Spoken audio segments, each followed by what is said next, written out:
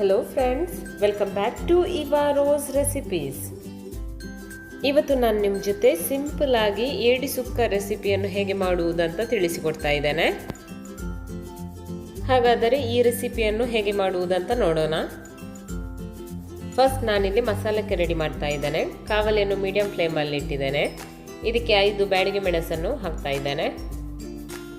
ಆಮೇಲೆ 1 table spoon ಕೊತ್ತಂಬರಿ ಬೀಜ, 1 ಟೀ ಸ್ಪೂನ್ ಜೀರಿಗೆ, 1 ಟೀ ಸ್ಪೂನ್ ಸೋಂಪು, ಅರ್ಧ ಟೀ ಸ್ಪೂನ್ ಆಗುವಷ್ಟು ಕಾಳು ಮೆಣಸನ್ನು ಹಾಕಿ ಇದನ್ನು ಚೆನ್ನಾಗಿ ಡ್ರೈ ರೋಸ್ಟ್ ಮಾಡಬೇಕು.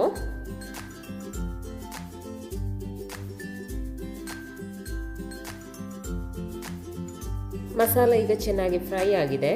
ಇದಕ್ಕೆ 1/4 ಕಪ್ ಆಗುವಷ್ಟು ತೆಂಗಿನಕಾಯಿ ತುರಿಯನ್ನು ಹಾಕ್ತಾ ಇದ್ದೇನೆ.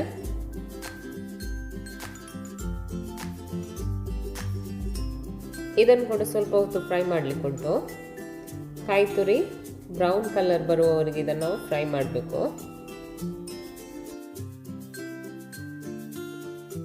ಕಾಯಿ ತುರಿ ಚೆನ್ನಾಗಿ ಫ್ರೈ ಆಗಿದೆ. ಇದಕ್ಕೆ ಈಗ 4 ಎಸಳು ಬೆಳ್ಳುಳ್ಳಿಯನ್ನು ಹಾಕ್ತಾ ಇದ್ದೇನೆ. 1 ಇಂಚು ಶುಂಠಿ ಹಾಗೂ 1 ಮೀಡಿಯಂ ಸೈಜ್ ಟೊಮ್ಯಾಟೊವನ್ನು ಕೂಡ ಕಟ್ ಮಾಡಿ ಹಾಕ್ತಾ ಇದ್ದೇನೆ. ಟೊಮೆಟೊ ಚೆನ್ನಾಗಿ ಸಾಫ್ಟ್ ಆಗುವವರೆಗೆ ನಾವು ಇದನ್ನು ಫ್ರೈ ಮಾಡಬೇಕು. ಶುಂಠಿ ಬೆಳ್ಳುಳ್ಳಿ ಕೂಡ ಹಸಿ ವಾಸನೆ ಹೋಗಬೇಕು. ನೋಡ್ಬೋದು ನೀವು, ಟೊಮೆಟೊ ಸಾಫ್ಟ್ ಆಗಿದೆ. ಗ್ಯಾಸನ್ನು ಆಫ್ ಮಾಡಿ ಇದನ್ನು ತಣ್ಣಗಾಗಲಿಕ್ಕೆ ಇಡ್ತಾ ಇದ್ದೇನೆ. ಮಸಾಲ ತಣ್ಣಗಾದ ಮೇಲೆ ಇದನ್ನು ಮಿಕ್ಸಿ ಜಾರಿಗೆ ಹಾಕ್ತಾ ಇದ್ದೇನೆ. ಇದಕ್ಕೆ ಸಣ್ಣ ತುಂಡು ಹುಳಿ, ಸ್ವಲ್ಪ ನೀರನ್ನು ಸೇರಿಸಿ ಇದನ್ನು ನೈಸಾಗಿ ಗ್ರೈಂಡ್ ಮಾಡಬೇಕು. ನಾನಿಲ್ಲಿ 1 kg ಆಗುವಷ್ಟು ಏಡಿಯನ್ನು ತಗೊಂಡಿದ್ದೇನೆ. ಇದನ್ನು ಚೆನ್ನಾಗಿ ಕ್ಲೀನ್ ಮಾಡಿ ಕಟ್ ಮಾಡಿ ಇಟ್ಕೊಂಡಿದ್ದೇನೆ. ನೆಕ್ಸ್ಟ್ ನಾನಿಲ್ಲಿ ಕಾವಲಿಯನ್ನು ಮೀಡಿಯಂ ಫ್ಲೇಮಲ್ಲಿ ಇಟ್ಟು ಇದಕ್ಕೆ 2 ಟೇಬಲ್ ಸ್ಪೂನ್ ಆಗುವಷ್ಟು ತೆಂಗಿನ ಎಣ್ಣೆಯನ್ನು ಹಾಕ್ತಾ ಇದ್ದೇನೆ. ಎಣ್ಣೆ ಬಿಸಿ ಆದಮೇಲೆ ಅರ್ಧ ಟೀ ಸ್ಪೂನ್ ಆಗುವಷ್ಟು ಸಾಸಿವೆಯನ್ನು ಸೇರಿಸ್ತಾ ಇದ್ದೇನೆ. ಸಾಸಿವೆ ಚೆನ್ನಾಗಿ ಸಿಡಿದ ಮೇಲೆ 1 ಮೀಡಿಯಂ ಸೈಜ್ ಈರುಳ್ಳಿಯನ್ನು ಸ್ಲೈಸ್ ಕಟ್ ಮಾಡಿ ಹಾಕ್ತಾ ಇದ್ದೇನೆ. ಈರುಳ್ಳಿಯನ್ನು ಸ್ವಲ್ಪ ಹೊತ್ತು ಚೆನ್ನಾಗಿ ಫ್ರೈ ಮಾಡೋಣ.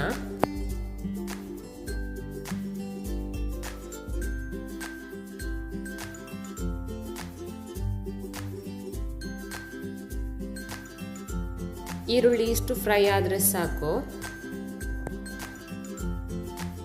ಇದಕ್ಕೆ ಸ್ವಲ್ಪ ಕರಿಬೇವಿನ ಸೊಪ್ಪನ್ನು ಸೇರಿಸ್ತಾ ಇದ್ದೇನೆ ಹಾಗೂ ಅರ್ಧ ಟೀ ಸ್ಪೂನ್ ಆಗುವಷ್ಟು ಅರಿಶಿನ ಹುಡಿಯನ್ನು ಹಾಕಿ ಇದನ್ನು ಚೆನ್ನಾಗಿ ಒಮ್ಮೆ ಮಿಕ್ಸ್ ಮಾಡಿಕೊಳ್ತಾ ಇದ್ದೇನೆ.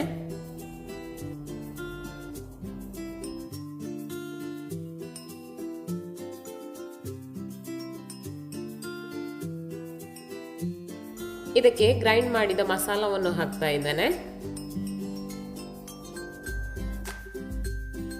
ಮಸಾಲ ಹಾಕಿದ ಮೇಲೆ ಎಣ್ಣೆಯಲ್ಲಿ 5 ರಿಂದ 7 ನಿಮಿಷ ಚೆನ್ನಾಗಿ ಫ್ರೈ ಮಾಡ್ತಾ ಇದ್ದೇನೆ. ಗ್ಯಾಸನ್ನು ಮೀಡಿಯಂ ಫ್ಲೇಮಲ್ಲೇ ಇಟ್ಟು ಇದನ್ನು ಫ್ರೈ ಮಾಡಬೇಕು.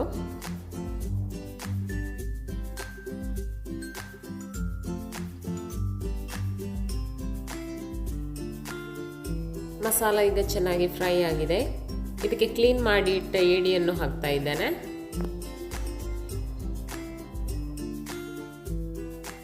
ಏಡಿಯನ್ನು ಮಸಾಲ ಜೊತೆ ಚೆನ್ನಾಗಿ ಒಮ್ಮೆ ಮಿಕ್ಸ್ ಮಾಡಬೇಕು. ಮಸಾಲ ಏಡಿ ಜೊತೆ ಚೆನ್ನಾಗಿ ಕೋಟಿಂಗ್ ಆಗಬೇಕು.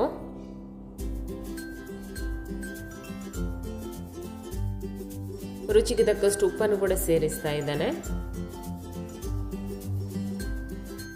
ಪುನಃ ಚೆನ್ನಾಗಿ ಒಮ್ಮೆ ಮಿಕ್ಸ್ ಮಾಡ್ತಾ ಇದ್ದೇನೆ.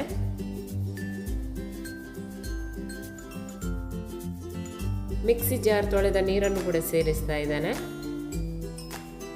ಇದರ ಮುಚ್ಚಳವನ್ನು ಮುಚ್ಚಿ 15 ರಿಂದ 20 ನಿಮಿಷ ಇದನ್ನು ಬೇಯಿಸ್ಲಿಕ್ಕೆ ಇಡ್ತಾ ಇದ್ದೇನೆ. 15 ನಿಮಿಷ ಆಗಿದೆ. ಮುಚ್ಚಳವನ್ನು ತೆಗಿತಾ ಇದ್ದೇನೆ. ಒಮ್ಮೆ ಚೆನ್ನಾಗಿ ಮಿಕ್ಸ್ ಮಾಡಿಕೊಳ್ಬೇಕು. ಇದೀಗ ರೆಡಿ ಆಗಿದೆ.